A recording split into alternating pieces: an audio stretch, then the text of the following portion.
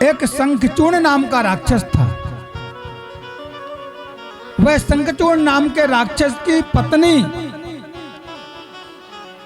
तुलसा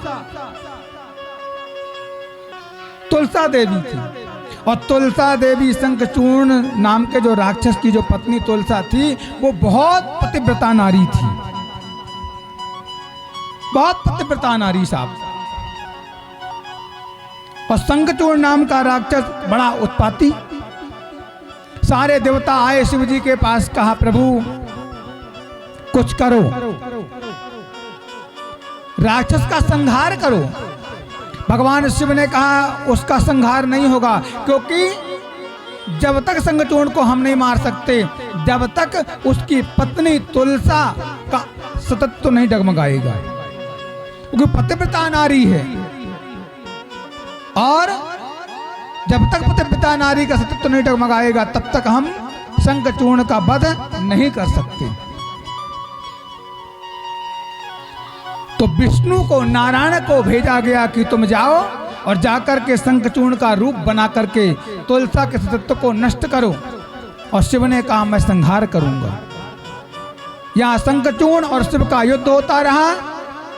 यहां नारायण शंखचूर्ण का रूप बदल करके, रूप बना करके तुलसा के पास अंदर कमरे में चले गए।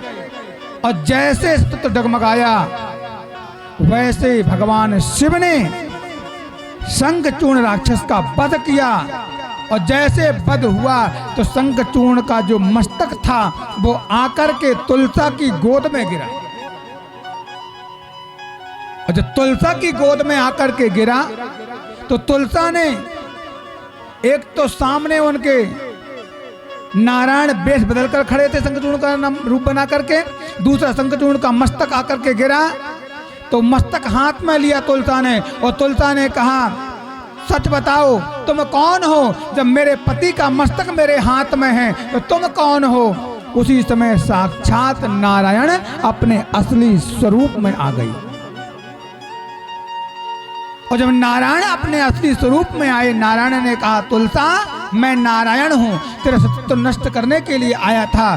तभी क्रोध में आकर के तुलसा ने कहा अरे नारायण, तुमने मेरा पतिव्रता धर्म को तुमने नष्ट किया है, मैं तुम्हें श्राप देती हूँ, तुम पत्थर के हो जाओ।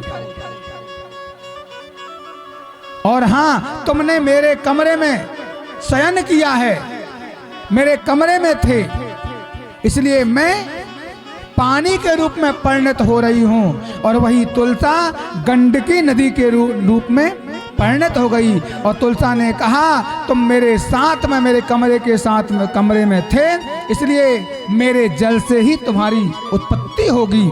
तो गंडकी नदी से शालिग्राम भगवान की उत्पत्ति होना चालू हो गई।